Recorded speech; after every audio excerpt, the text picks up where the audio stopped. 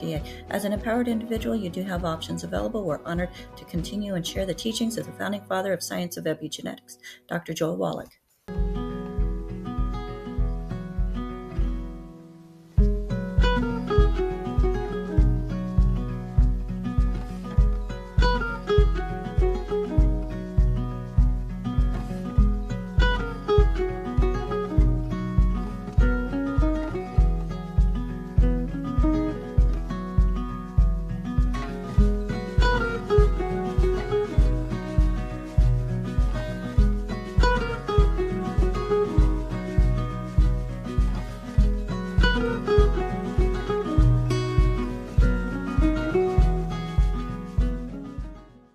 This program is for educational purposes only. The content is not intended to diagnose, treat, cure, or prevent any diseases, nor is it intended to take the place of your primary care physician. Statements in this program have not been evaluated by the FDA. As an empowered individual, you do have options available. We're honored to continue and share the teachings of the founding father of science of epigenetics, Dr. Joel Wallach.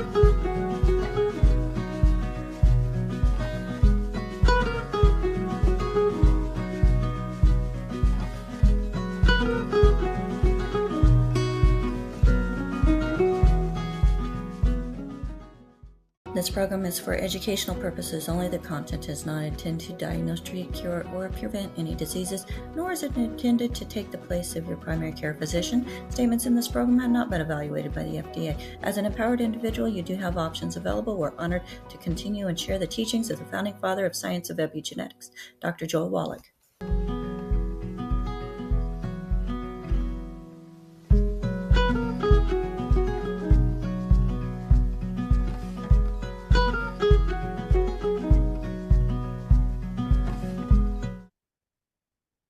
Hello, everybody. Let's go ahead and open up that waiting room and let people in. And if you're watching us on any platform, make sure you let other people know about us and share it to your wall, with your friends, any groups that you're in, because folks, today is an exciting presentation that we don't usually have. It's a different topic, but it's so important as it's affecting so many people around the world. My name is Becca Dukes, as the executive producer of this show. Is that right? Yeah, of this show. And the owner of Daily with Doc and Becca. It is my honor and privilege to be a resource to an amazing community. So if somebody referred you to this program, make sure that you get back with them. They are your person. Now, I am not your host today, so you can clap. It's okay. So today we are going to have my dear friend, Ruth Allen. She is so much more than the executive production manager for the Daily with Doc and Becca show. She's far more than a co-host, and she is far more than just a certified holistic health coach. She is a warrior princess, an overcomer, and she is someone who has refused to lie down under life's blows and let hardship define her. Instead, she has chosen to rise up.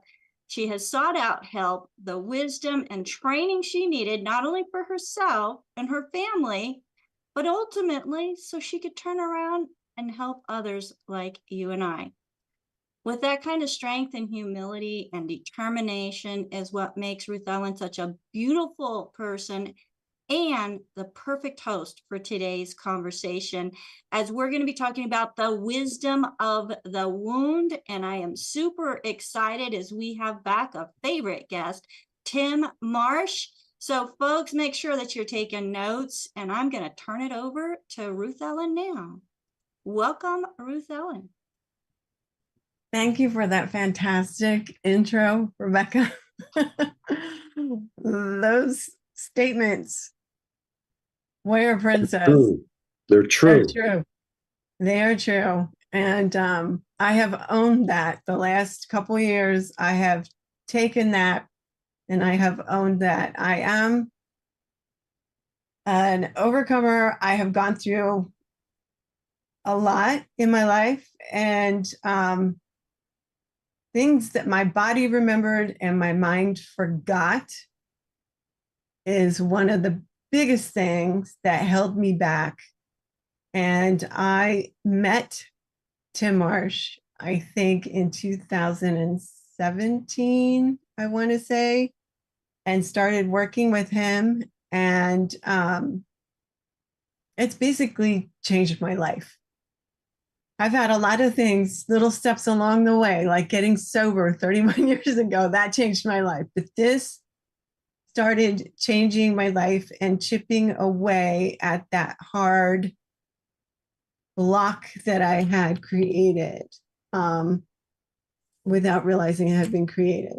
So I'm going to bring Tim on, and I just want to say that this program is for educational purposes only, not meant to treat, diagnose, or cure any diseases or illnesses, and any testimonials are shared as experiences of the individual sharing them. Okay. All right. So here you go. Hello and welcome, Tim. Hey, thanks for having me. Thank you for being here. I'm so glad that you could make it and that we could start doing this again. Mm-hmm. So tell us a little bit about you and your topic. Well, I chose the topic to be a question and answer series because I look at patterns when people come through our practice, and I know what I hear from the other practitioners. And a lot of people are stressed. A lot of people are jacked up beyond belief. And especially from a wisdom standpoint, a lot of people are in pain because they forgot who they really are without the trauma drama that's in their life. Right. And what I wanted to do was just open up rather than talk about a certain topic. I remember when we did these shows before, there was a lot of people who had a lot of questions. So I wanted to open it up and see what happens. I wanted to throw spaghetti against the wall and see what happens. See if Okay. it sticks. So throw some spaghetti. Let's talk about that wound. Well, a lot of us have wounds that are like the first level wound, and then we have the second level wound. And that second level wound, a lot of people don't want to deal with. And it has to deal with the Carl Jung shadow. A lot of us don't want to go into those deep, dark places. But as you know, and I know, when you do that, you free yourself up.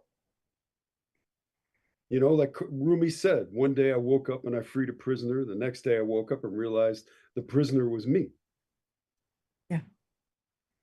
So, that's really what this is about, is when you say wounds, we have three types of wounds: physical, mental, and spiritual.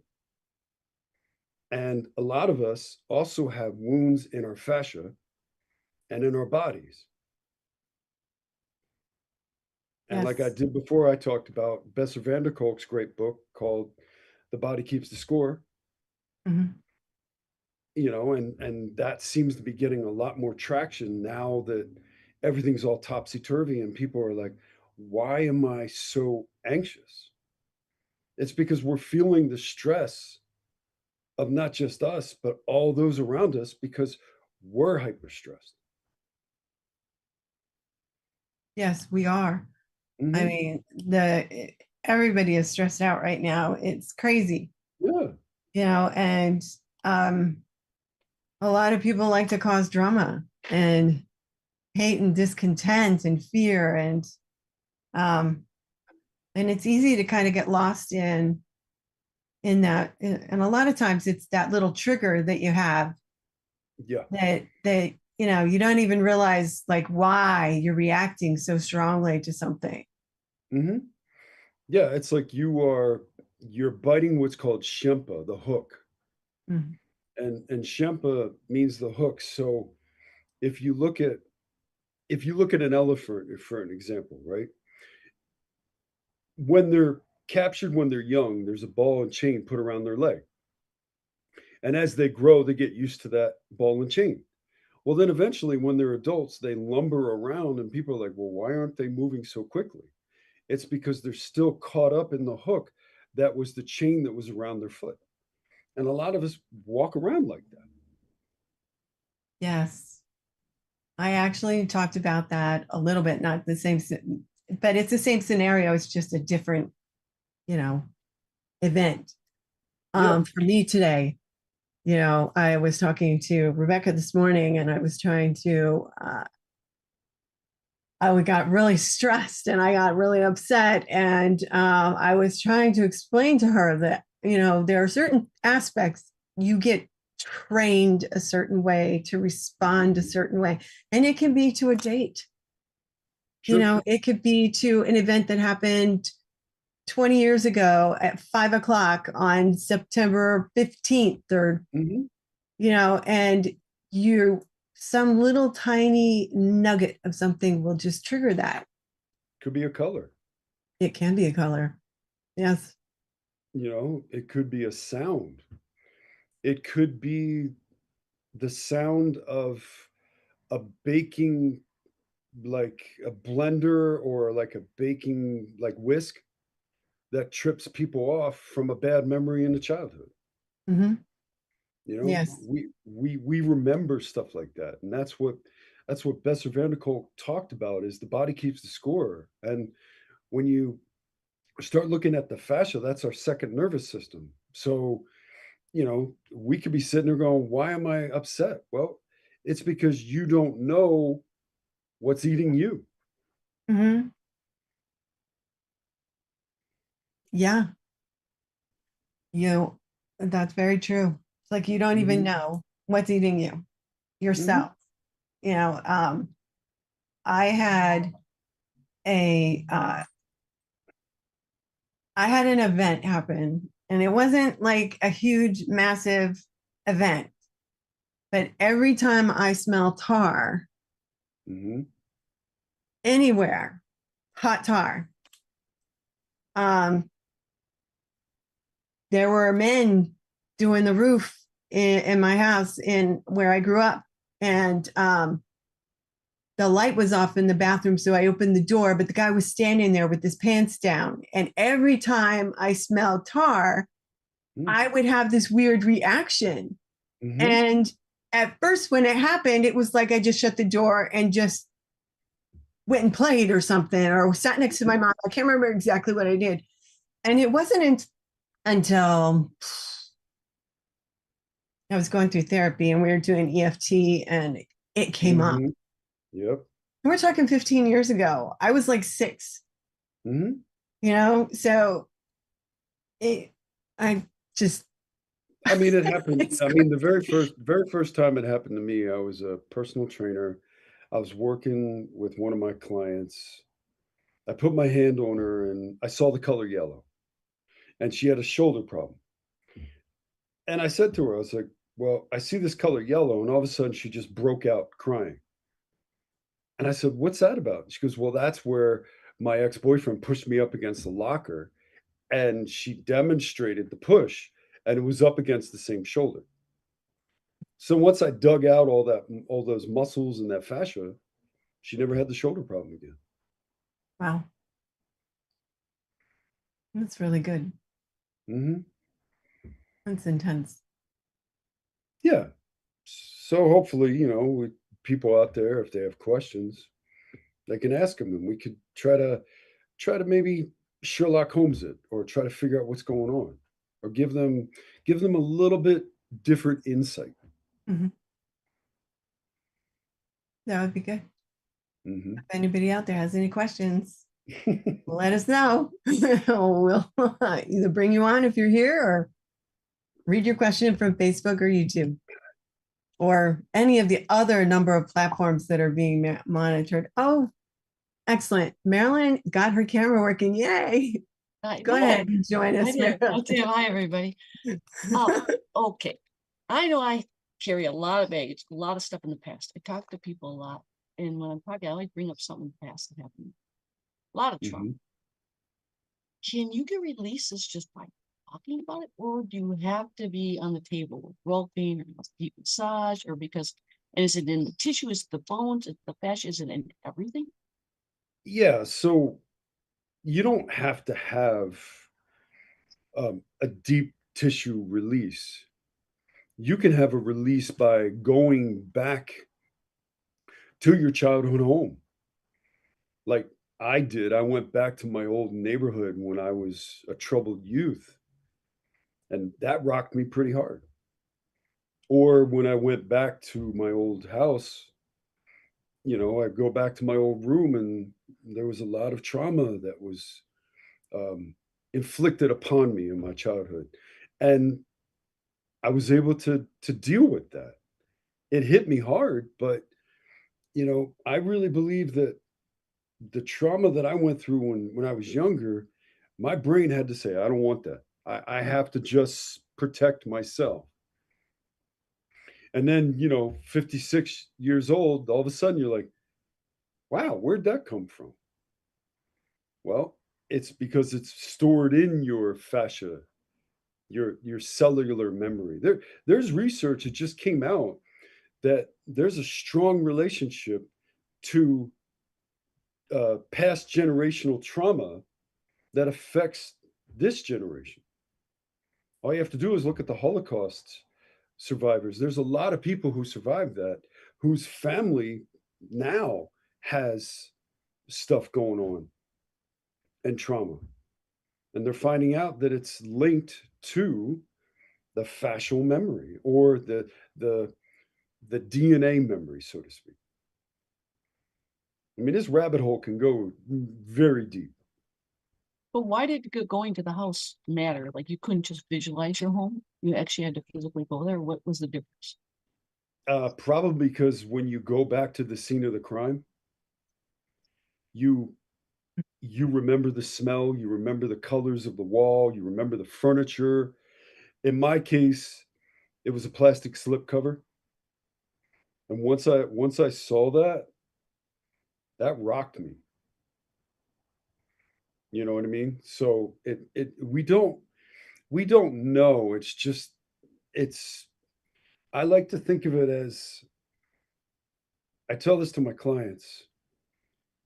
If I'm dealing with trauma in the past, that's in the past. It's over. But something in my brain chemistry makes me feel that it's alive, right? But it's dead. You can't go back into the past. But you can if the past is embedded into your cellular tissue and your fascia and your muscles and your bone and all that stuff. I mean, I worked with somebody, she was a wonderful, wonderful client of mine, and she was schizophrenic, and was about to she was about to have her ankles fused. And I touched her ankle and I found this circular ring around the ankle about like that big. And I asked her, "What's that?" And she goes, "Well, that's where I had shock therapy." And I said, "You mean the real shock therapy?" And she goes, "Yeah." And I said, "How many times?" She goes, "About 12." So when I opened up her ankle started to move and she didn't need the surgery. And that was actually one of the very first things that led me to where I am now in my career. Okay, well, thank you. Appreciate Mhm. that. Thank you, Marilyn. Right. Thank you. Thank you. And I'm glad that you asked that question because it's a very good question. Thank you. Yeah, it was a good question. Yes, it was. So, I guess if you start looking at trauma, you start looking at the drama that's embedded in the trauma. And once you get rid of the drama, then the trauma really doesn't have much of a hold on you. But you've got to be willing to work on those deep, dark places, and you've got to go spelunking into your past, and you've got to go down into those deep, dark areas. And a lot of people just don't want to do that. But Yeah, that's where you find your freedom. definitely. I can attest to that. Yeah. It definitely is. Yeah. I have so many stories, but at the same time, I'm like trying to be careful what I say. Yeah. Because I don't want to say anything bad about an individual that it's from my past a long time ago. But Mhm. I just, talking about the fascia, I mean, we've been working on some issues with my fascia. Oh yeah. And I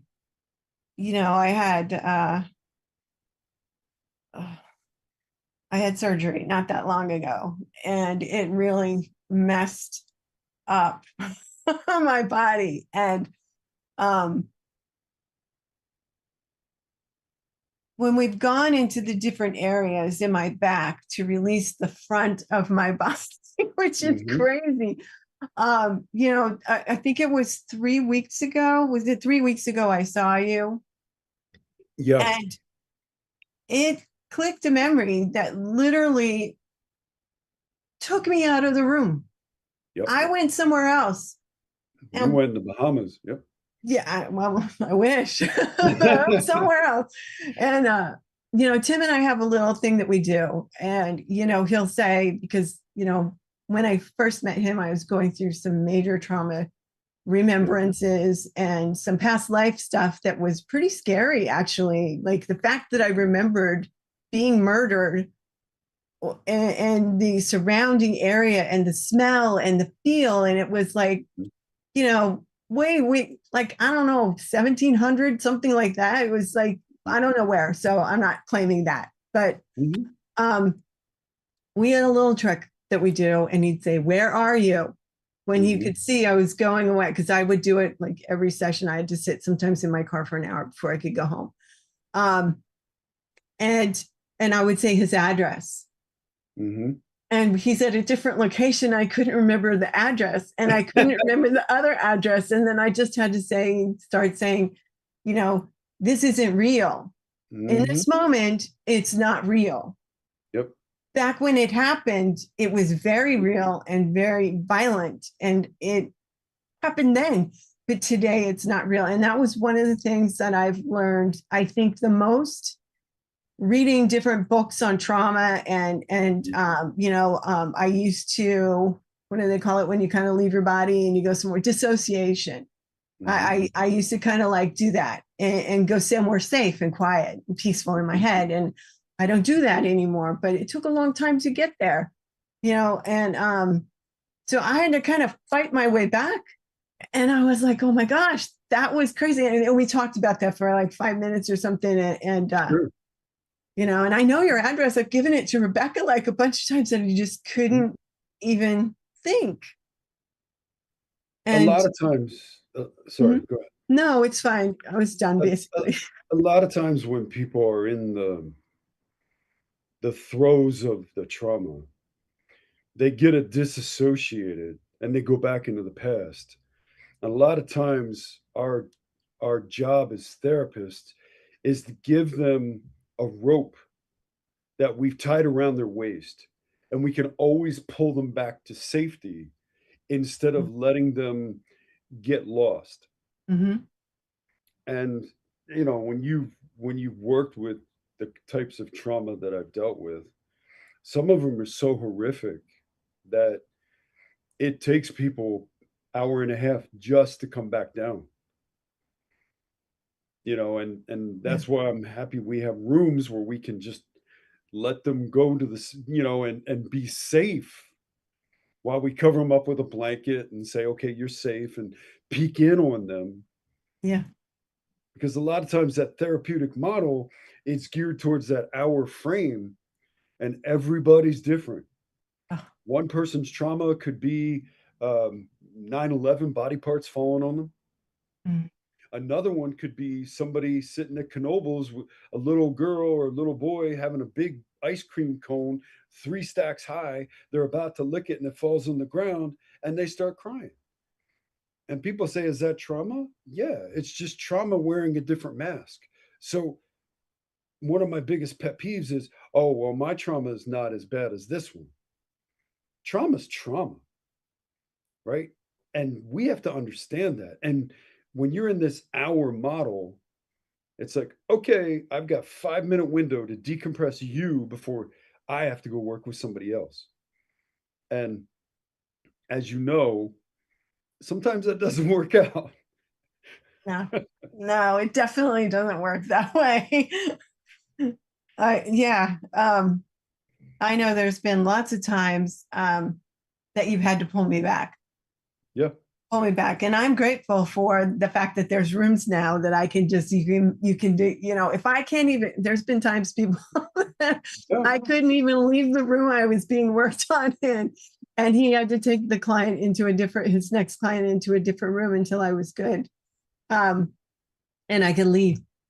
And I don't miss that happening every session.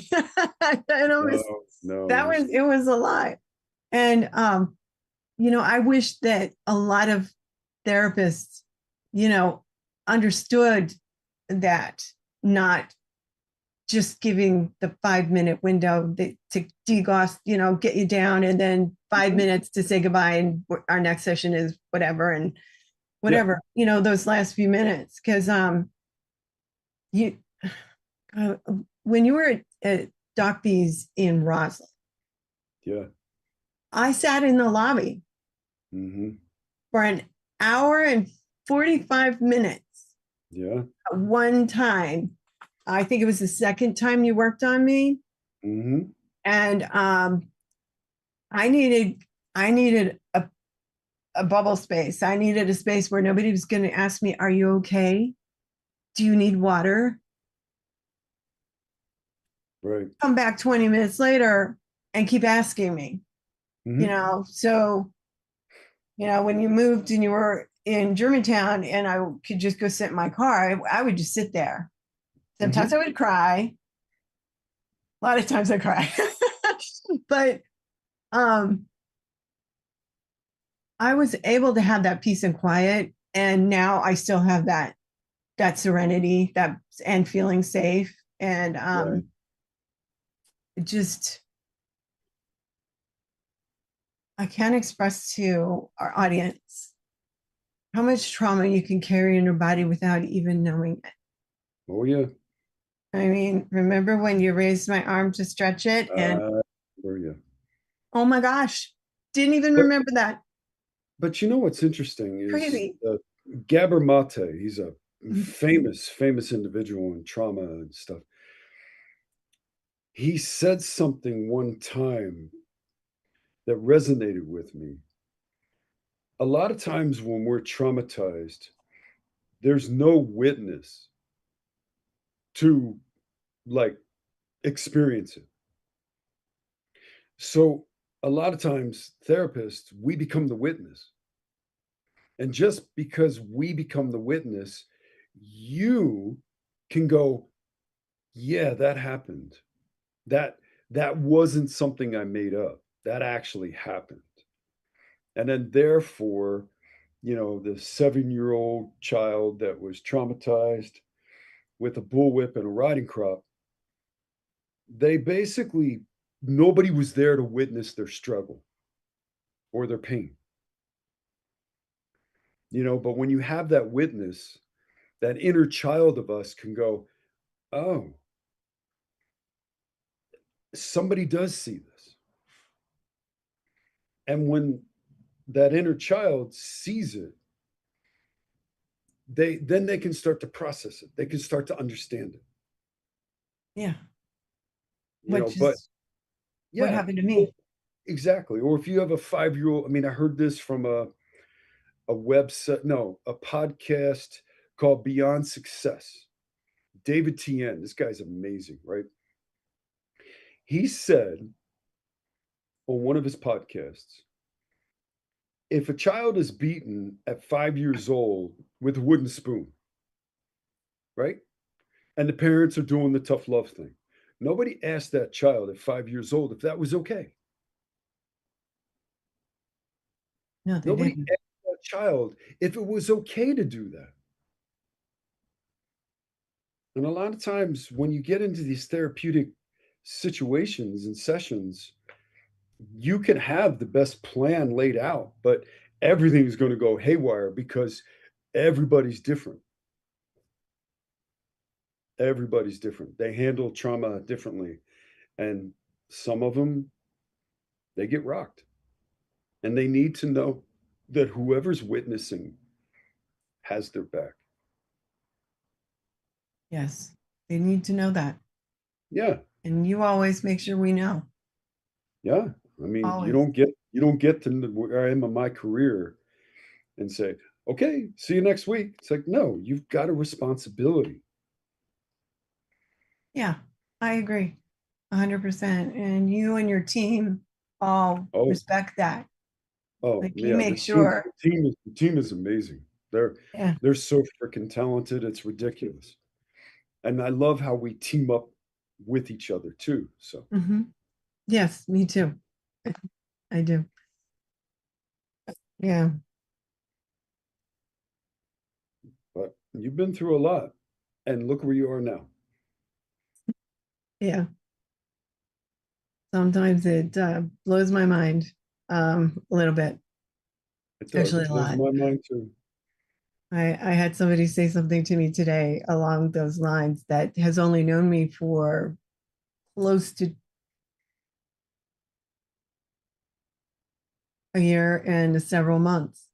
Mm-hmm. I was going to say 2 years, but I met them last January, not this past January, but of 25. And it just kind of blew my mind, but they saw everything that's happened in the last period of time. And, and someday maybe I'll share all that with you. I'm not ready right now, but it made me cry because they acknowledged what I've gone through. That's right. And that I did it with grace, which I didn't think I did it with grace a lot of the time because it was hard. It's been really hard. And so I was just very grateful for that comment today. And I was able to see somebody in the same feelings and situation and recognize and be able to hold space for her today. And even say, are you nervous? Are you okay? And she just said she was nervous. And then I said, can I sit with you? We don't need to talk. Can I just sit with you? And it helped her and it helped me, and that's one of the things people don't realize too, is a lot of the work that you do helps you and your team. It helps all of us, not just the recipient of the elbow in the back or the thigh or wherever it ends up, or the fingertips. Melissa and her fingertips. Oh my gosh. But yeah, it's really important what you do. And you mentioned a really interesting point because I've been doing this for 27 years and lost count of how many people. But I'm one individual, and if I've had as many people as I've had, that's healed me just as much as I've helped them. Because growing up with a narcissistic family dynamic, I paid the price. I paid the price really, really intensely. And just like you, myself, we survived what tried to kill us. And Literally. when you survive something like that, some people say, well, okay, well, why did trauma hit me? Well, we don't know, but I like to think sometimes that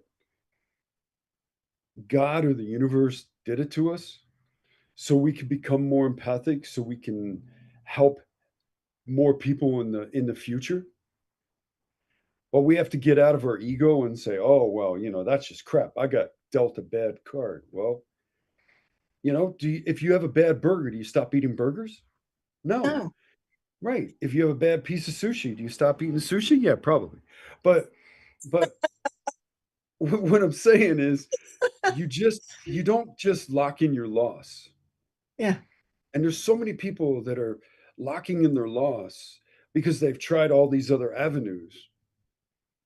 But there's no such thing as a fascial psychologist. But the fascia holds that memory. Yes, it does. Yeah, and you know it, and a lot of other people know it. Yeah. It's not just chicken skin, and it's not something you can get with a trigger gun or a gua sha or Graston, whatever, because that's all superficial. I'm talking about deep, embedded Mhm. trauma into the bone. Yeah. Yeah. And it's like, not every single time, but sometimes it's like you're literally transported to that event and it's really happening in your head Yep. because it's just so, I want to say, and I don't know if it's accurate, it's just so deeply ingrained and embedded in that area of muscle and fascia that, you know, I had gotten strangled a couple times by an Good for you. individual Good a for you. long Keep time going. ago.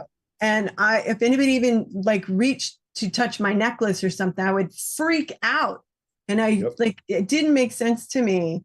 And then as I've been learning, it was that. And I know that that person is like, lives on the other side of the country and can't touch me again. And I'm never going to be on the street trying to buy drugs from somebody ever again. And it's not going to happen. It's just not. Those people are, I don't even know where they are, you know? Yeah. So, No, yeah. it makes sense. Like when I work with people who've been traumatized, especially men and women who've been physically assaulted, there's usually a moment, especially a couple recently, they were walking downtown Philadelphia and they decided to take a back alley. Well, they took a back alley and they got rocked. And then when, we're working on them and they're like, I don't understand what made me do that. You were just trying to find a shortcut. You made a bad decision. But next time, my money's on you not to go down that back alley, right? You're Yes. going to go a long circuitous route to get to where you need to get to. Yes. Yes. Or you're going to drive and not get out of your car. Exactly. Right. And keep your doors locked, which I didn't do that day. But Right. Albert has his hands up. But real quick before we go to Albert, we have some comments from YouTube. I think it's all YouTube. So thank you, Bruce, because he says we love Ruth Ellen. Thank you so much. And then he also says, how does he work with those suffering from grief? Well, there's two things about grief. You've got different layers, but a lot of times when you're grieving for that lost situation or feeling. But what I've been able to figure out over the years is grief is shame and guilt wrapped up in the same thing. So when you have shame, you're shameful of your identity. When you have guilt, that's your behavior. And everybody thinks shame and guilt's the same. Totally different. But grief, we have to. I had to grieve my childhood. I had to grieve that my childhood cost me my mother. I had to grieve my childhood cost me my father. Right? Now we're friends. But I had to grieve my loss. I had to grieve that. And grief, you go through these layers. And it's not pleasant.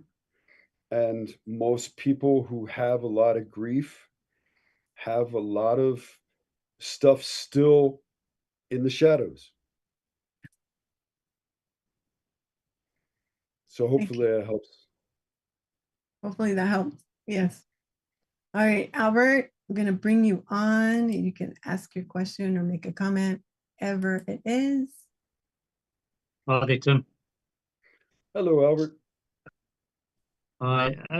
Tim, from what you've been talking about now, the questions come to mind, and you've partly answered it with grief, but have you had experience with people getting involved with drugs or alcohol as a result of trauma and grief and all of that sort of stuff happening to them? Oh my God, yeah. I mean, we have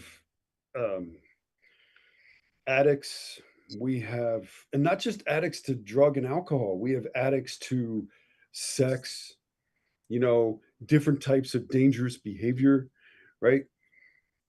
The problem is when I work with an addict, a lot of times when I work with, I don't know, somebody who's a heroin addict, okay, or a crack Okay. addict, there's a moment, Albert, where they said screw it and they did it anyway.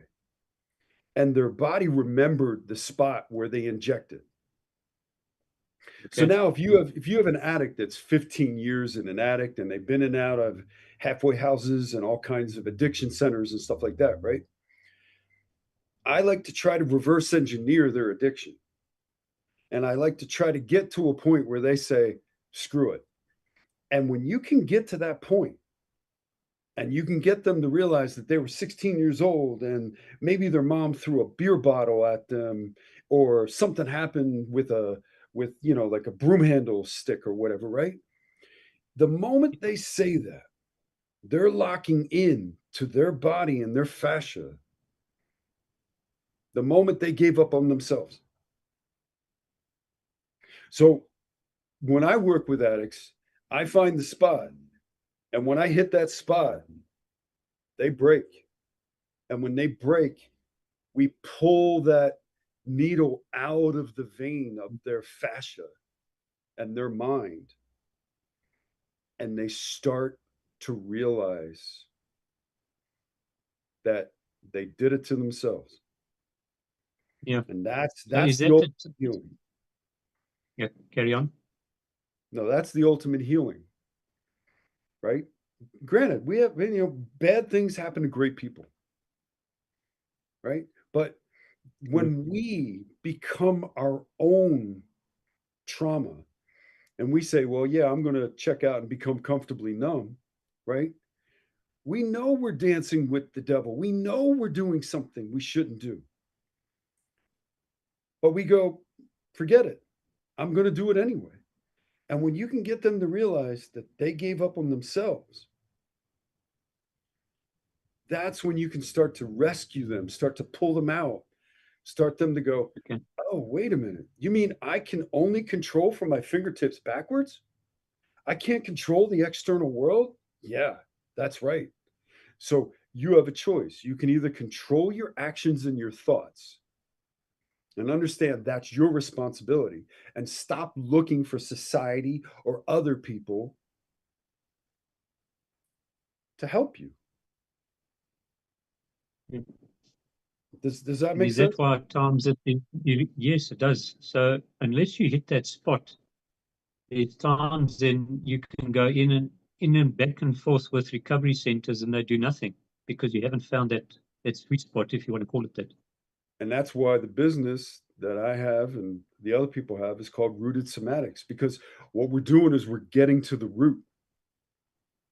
And a lot of times I have psychotherapists and psychologists that send people to me or us, and they come back and go, well, wow, I didn't know they had that happen to them. Yeah, because they didn't even know it. I mean, that's the thing. I mean, I'm not, believe me, I'm not poo-pooing the healing community or the addiction recovery center, but we're using a one-dimensional approach, which is this, right? The brain has its own central nervous system. And then the fascia is the second nervous system of the brain or the body.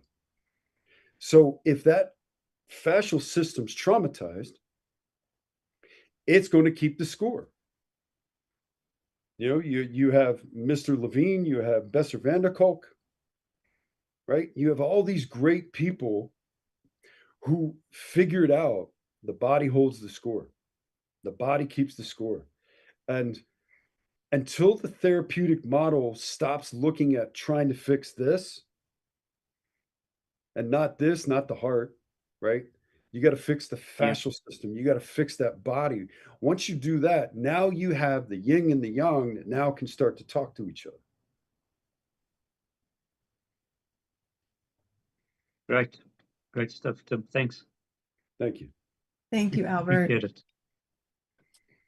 Thank you so much. That was a great question. And we appreciate you so much. Thanks. I do. Literally, he was talking about yesterday, saying he missed you. No, you were saying about Albert, that you missed Albert. All right, so we have thank you. He did. All right, so we have a couple more things that were said. Okay, so MRRODW31 says, hello, everyone. Tim has so much deep but practical knowledge. And then it says, I love Tim's down-to-earth practical knowledge. So from the same person. And then again, I love the trauma is trauma. No one or nothing is more important than the other. As we say in training, what's heavy to you is heavy. Mm-hmm. Yeah, that's very good. Very good point. I think that was Rod. Thank you. That's great. His comments. That's awesome. Yeah, that was good. Because it's true, because something can happen to me, Mm-hmm. especially because of everything that my whole life has been. Like, something can happen to me and I'll like blow it off, like, Mm-hmm. Whatever.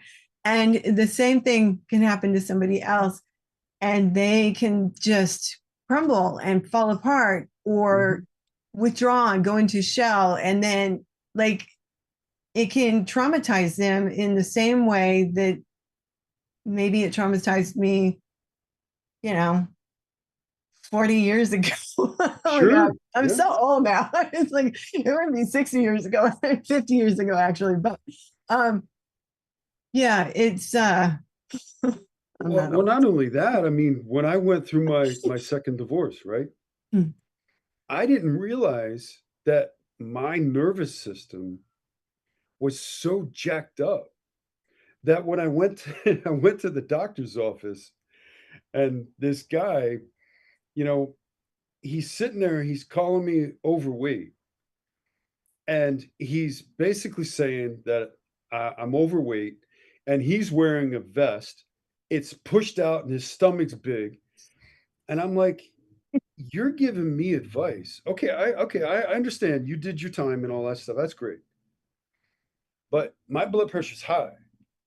But then when I started really healing myself from the trauma of my past, my nervous system went down, my blood pressure went down, my cortisol levels went down. This is what people need to understand. There's a thing called the HPA axis, right? The hypothalamic pituitary adrenal axis, which is just a fancy way for saying nervous system, hormonal system, and the adrenal system. So if we've had trauma to our body, all three of those are locked up and tight. And no amount of rainbows and puppy dogs and kumbaya and all this other stuff is going to help it until you get in there and physically pry that open to be exposed. Right. So I'm almost 58 years old, right? I had to go through that. I'm like, damn, I still got more to go. And yet I'm a person where people seek me out. That was humbling as hell. But it was worth it because what I did is I realized I wasn't for scanning for danger all the time. Yeah. And that's what I was doing. I was coming home being proud of being a healer or whatever the heck you want to call me, right?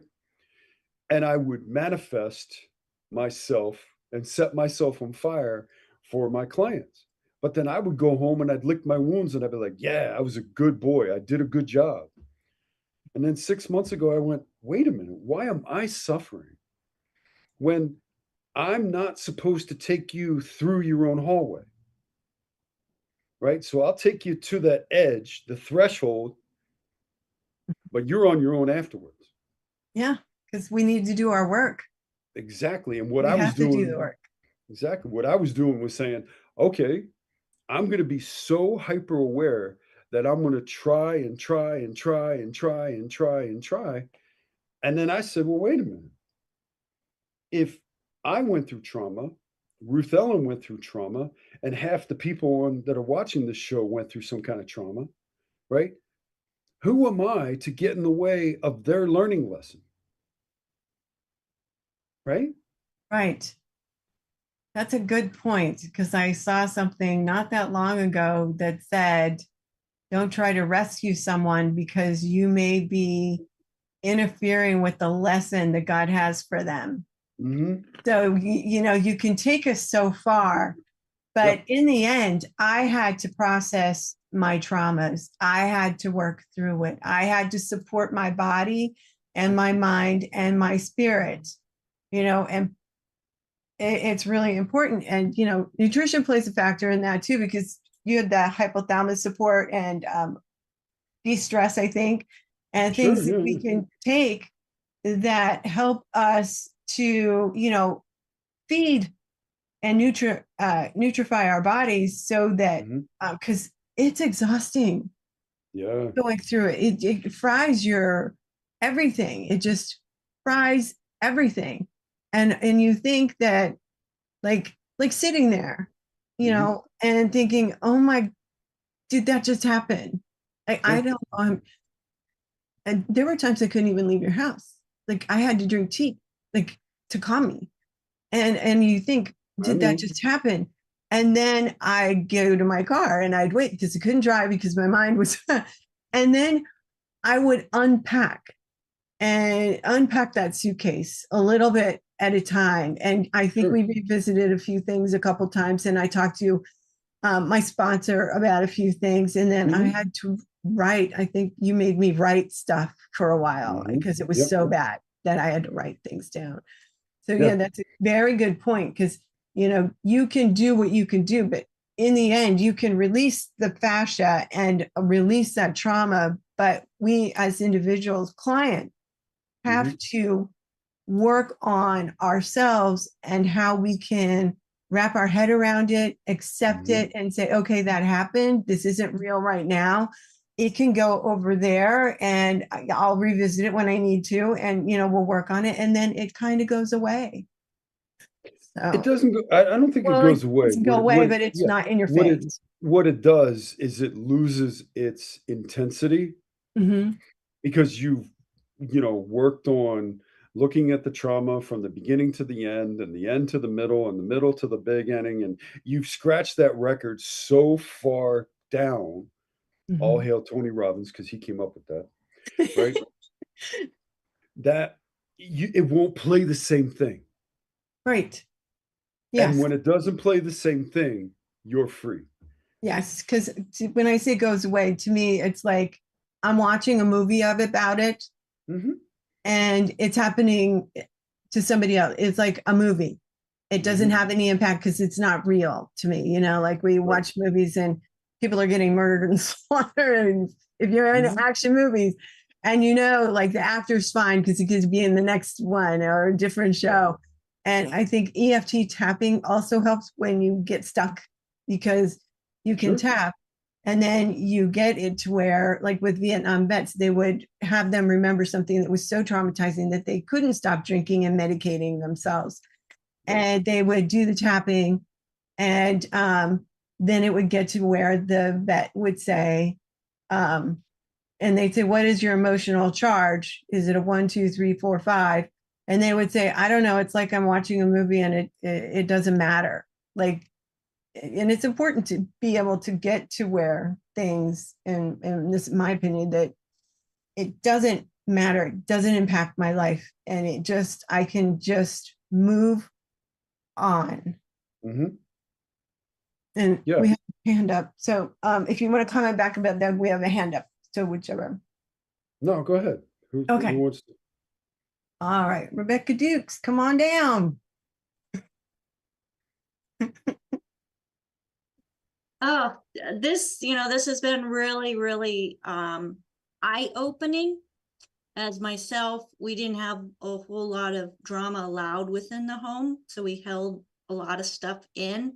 And so it's like I've got tingling in my fingertips thinking about it. That's So I just want to visceral. thank you, Tim, for coming on. What was that? That's visceral response. What you're doing is you're processing. So your body's telling you something. And what you want to do is listen to it because it still has a hold on you. Probably. I'm not going to deny it. No, but it's nice that your body's talking to you. A lot of people's bodies don't talk to them. That is true. That is true. I know, burying bones, everybody's got their skeletons to bury, keep them buried. That was that was what I, kind of the philosophy that I was taught growing up.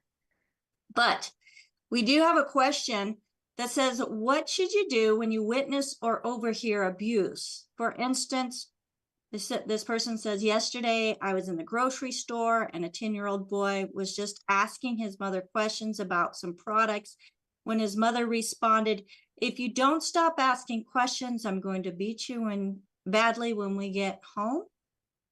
I'm like, well, to me, that's a common sense answer, right?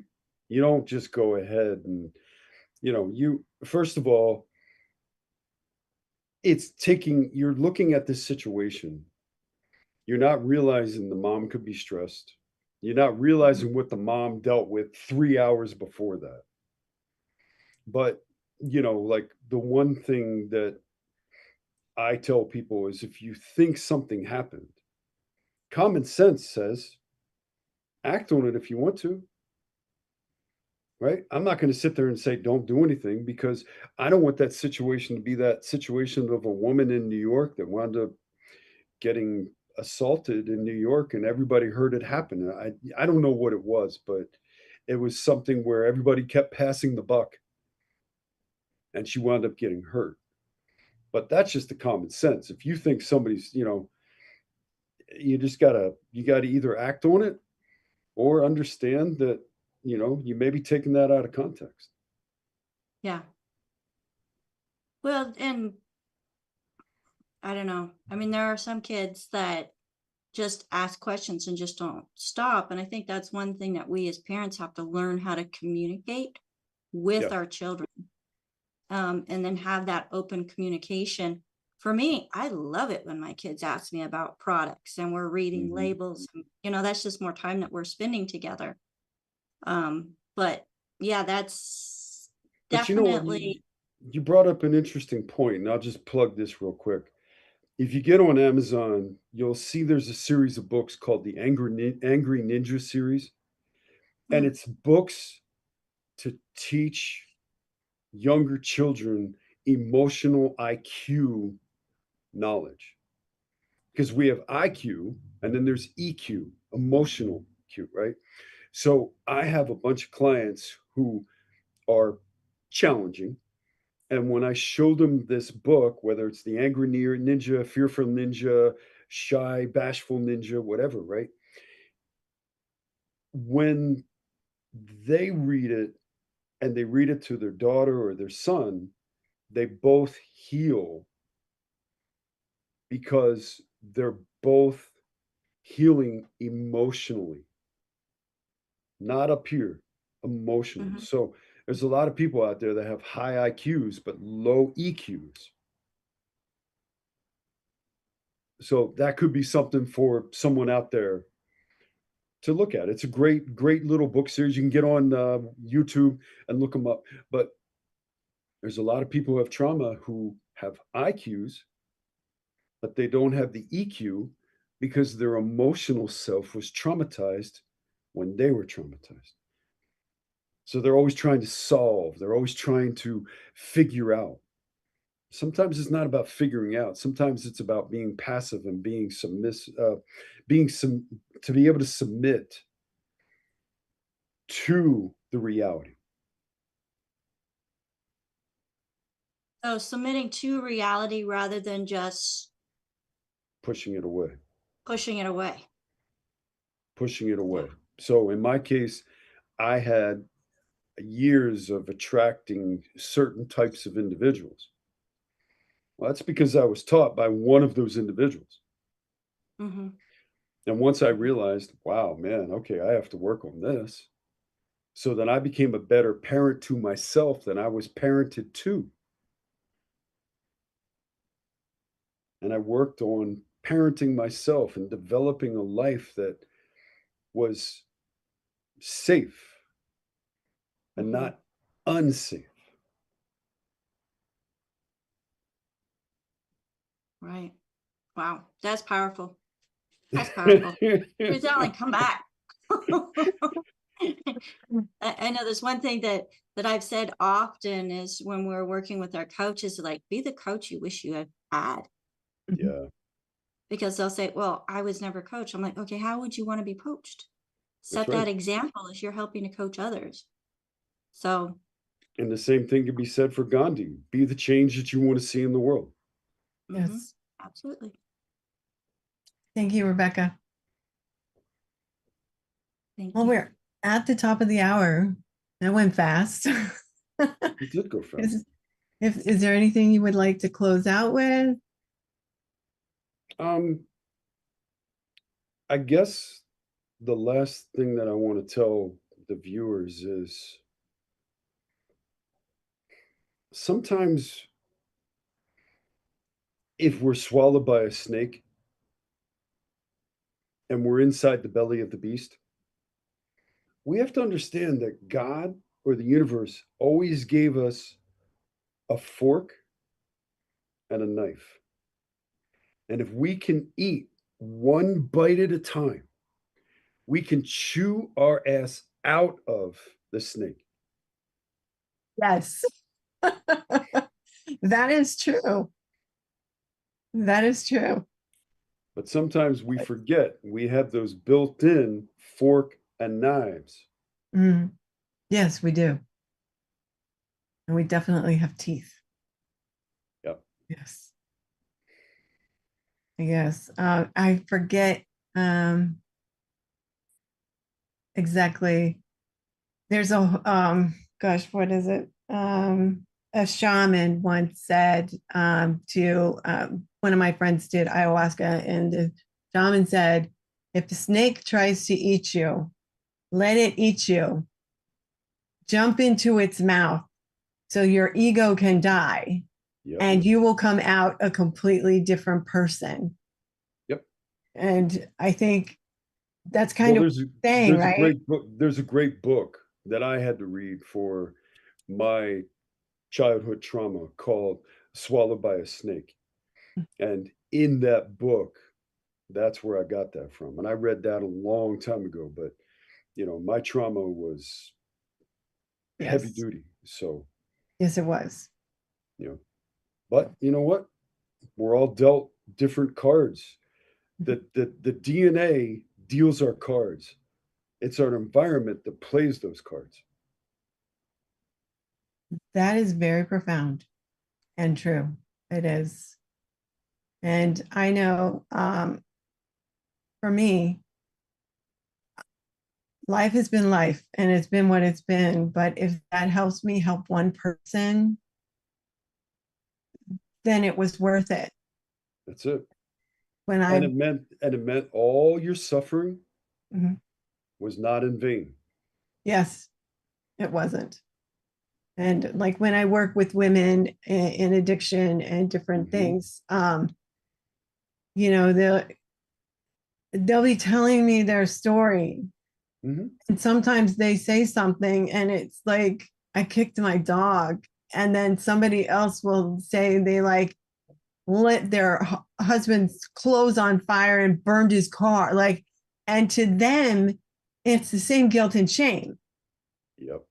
you know, and It's just wearing a different mask. it's wearing a different mask. And, you know, Mhm. and then, you know, I working through things with, you know, I very much love my recovery program. Mhm. And you just have to meet people where they're at. And, you know, I'm not there to say, well, this happened to me. It's, I understand I had something similar than to that happened to me. So I can understand what you're saying. I don't have to tell them my stuff, No. you know, I As a don't. matter of And fact, that's a trauma response. When you do that, I've done that. That's you looking for justification as to why you do what you do. But if you can sit back and you can let them crash over your jetty and you can just take it and contain them, Yeah. and you don't have to say anything, that's some of the most powerful things you could say. good. I'm glad I'm doing it right. Oh, it's been wonderful having you on. Thank you so much. It's good to be back. Where would you like people to find you? Well, I've got the rooted somatics. That's rooted somatics, all one word, .com website. I have Rooted Wisdom podcast on Spotify. I just started. There's a really good couple podcasts on shame and guilt. Yes, very You good. know, we have the Rooted Somatics Facebook page. We have the Rooted Somatics Instagram, all that stuff. But, you know, I just want to finish with, if you're out there and you've tried every way to try to release trauma, find yourself someone who does a really deep tissue trauma release or whatever, and see if that's not the missing piece. Because if you keep doing the same thing over again, you get the same results. That's insanity. So something has to switch. Yes, it does. It has to switch, and you have to be willing and ready to accept it, even if it takes you 4 months to do it. No, you're right. Yeah. We have somebody in here in the participant list that calling said Rooted Somatics is one of your team on. Yeah. Yeah, it says Rooted Somatics. Okay. Do you want to see who it is, or? Yeah, go ahead. I don't know who it is. All right. All right. So, person Rooted Somatics, can you unmute yourself? Oh, I'm trying to do that and it's not letting me. I'm hitting the wrong button. Okay. Can somebody help me? I've asked several times. Okay. All right. Everyone. All right. Well, we'll find out later. So thank Yeah, I'll you, probably Tim, for find out being tomorrow. here. It was really wonderful. And I'm very, very grateful to just have you in my world. It has been a true blessing. So thank you so much. Thank you so much.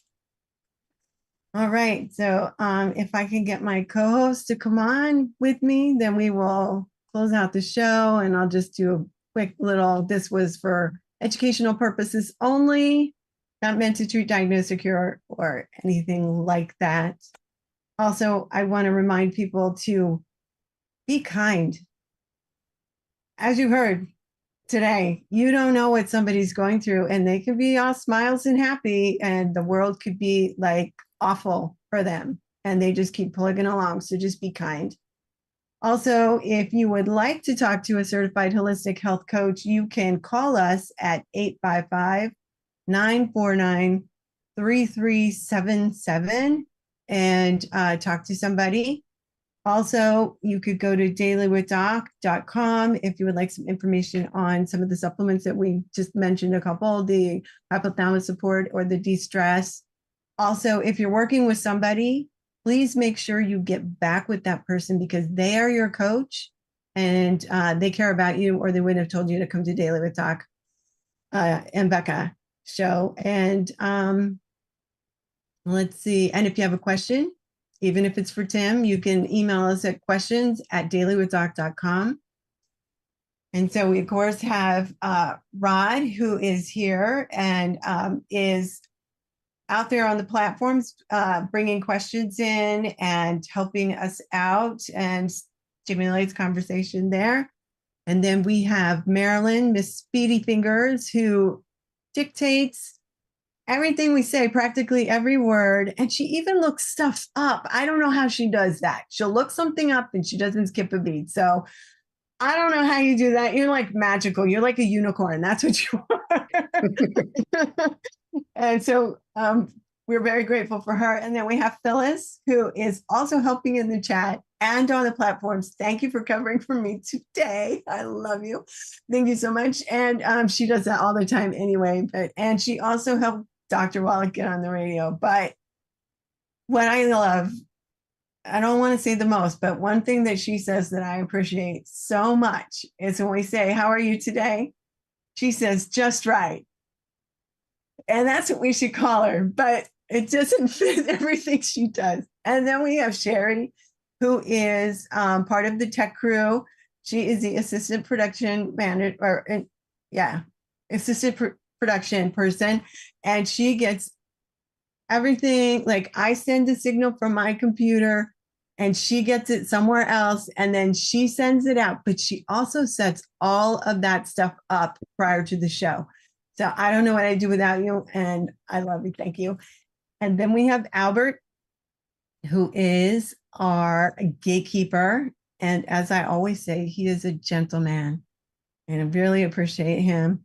And there aren't enough words for all of them, but really appreciate you. And then, of course, we have AJ, who's out there without a camera on. And he is the digital marketing director, and he helps us get to all the platforms, creates websites, and the list goes on for miles. So thank you, AJ. And then we have Rebecca Dukes, who is the executive producer of the show and the hostess with the mostest of Daily with Doc and Becca. And she does a lot of things, and she is like, she's my sister in my heart. And I love you too. I don't know if it'll work. It's not to where it's supposed to make hearts, but it doesn't do it on there. But anyway, thank you so much for joining us. And Tim, thank you, thank you, thank you. And I look forward to setting something up with you in the next few weeks. Because you always have lots of, and see all the hearts you're getting, lots of good stuff. Thank you so much. Yeah. Ask your people what they want to talk about. We can do another question and answer, and we can get more people, Okay. Let's walk that beach and throw a bunch of starfish back into the ocean. Yes. So you heard that, everybody. That's a call to action. Let us know what you would like Tim to talk about next, and we will make that happen. So thank you, everyone. And I'm Rebecca. I'm Ruth Ellen Sanchez. And I was grateful to be here with you, and be kind, and we will see you tomorrow. Bye-bye.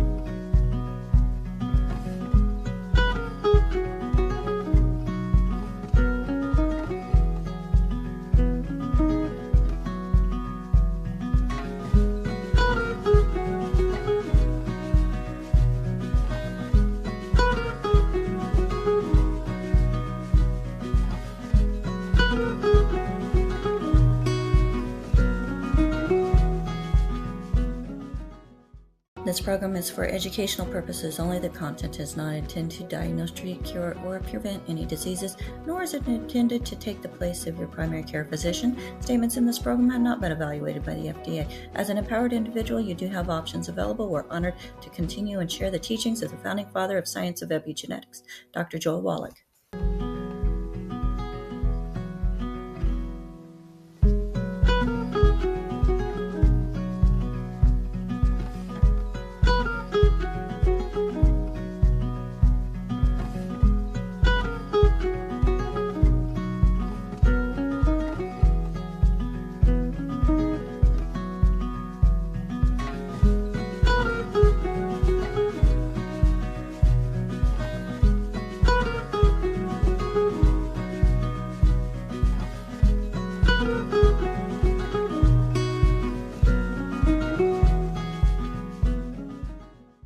This program is for educational purposes only. The content is not intended to diagnose, treat, cure, or prevent any diseases, nor is it intended to take the place of your primary care physician. Statements in this program have not been evaluated by the FDA. As an empowered individual, you do have options available. We're honored to continue and share the teachings of the founding father of science of epigenetics, Dr. Joel Wallach.